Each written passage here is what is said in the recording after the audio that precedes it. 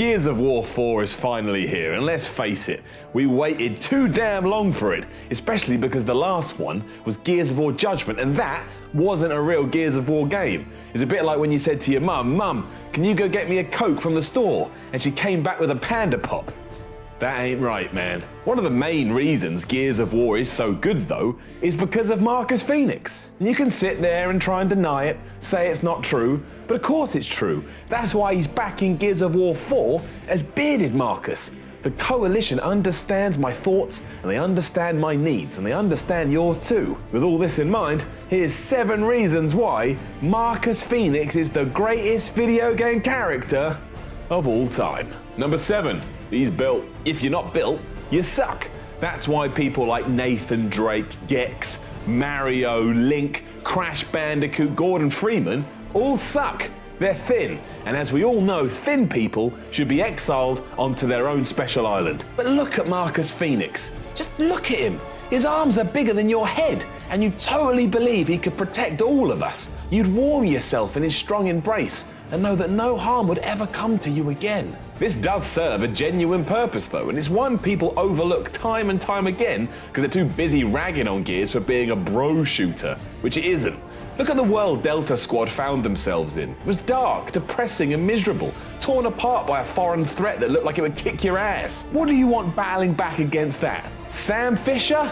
Absolutely not. You want someone that looks like they throw that power armor on before they've even eaten breakfast. And that is Marcus Fenix. Number 6. He cares. You know what Marcus Fenix does when Dom dies?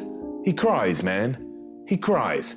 Do you know how hard it is to find a jacked up dude that's also in touch with their emotions? Marky Boy here is the catch of the century. A lot is made of how stupid or poor Gears' more intimate moments are, but that's simply not the case. They're handled in the way the game always hints they should be handled. This is summed up no better than when Marcus's best friend blows himself up to save his teammates and be reunited with his wife, and it's genuinely a touching scene. Marcus screaming "no" before having to suck it up and finish the fight is poetic, and it's far better that Epic went in that direction than didn't because they worried that a few of you may throw their toys out the pram, which you did because you always throw your toys out the pram. Go watch The Notebook or something. Number 5. He stays the course. Say what you want about the characterization in Gears of War, but each of them are well realized and never deviate from the course. What I mean by that is, you never see Baird skipping through a field and picking daisies. That's not what Baird would do. Unlike, Kratos, who's now a dad, even though for 4 games he was mad because what he did when he was a dad the first time round. This is more than the case for Marcus Fenix, whose motivations remain the same from start to finish. We know there's an issue with his dad, and that's carried through to Gears of War 3. There's the teasing of a relationship with Anya, the aforementioned love-in with Dom. All his actions stay true no matter what else confronts him, because that's who he is as a person. Yeah, you love to dismiss him as a dude bro who just cocks his gun and throws his fists around, but there's more to him than that. Besides, if he punched you in the face, your face would literally just explode. And if you punched him in the face, your fist would crumble into dust. So you lose. Again. Number 4. He's got great one-liners. You can't think of Marcus Fenix without remembering some of his classic one-liners he's had throughout the years. Classics such as, "Ah, shit, we woke mum," or "Would you please get the fuck out of the way?" or "Run. Everybody get to the fort." Okay, so maybe his one-liners aren't actually that good, but he's got a cool voice. It's all mannish and gravelly, and it's better than your voice. Your voice sounds like a window being opened. So there. Number 3. He has a beard now. If there's one area you could hurl criticism at Marcus Fenix, it's his facial hair, or lack thereof.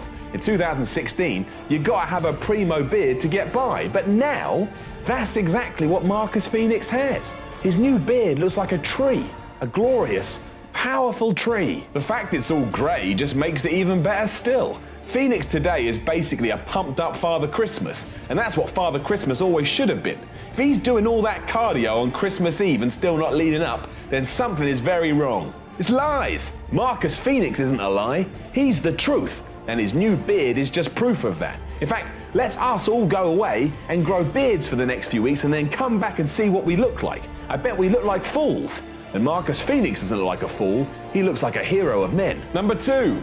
I love him. And let's face it, this is my list.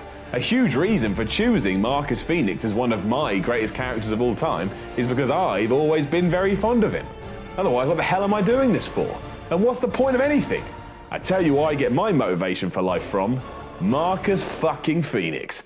He's big, never gives up, is well loyal, rarely loses, understands how to work a crowd, and performs his finisher with wonderful aplomb. Which means Marcus Fenix is basically John Cena.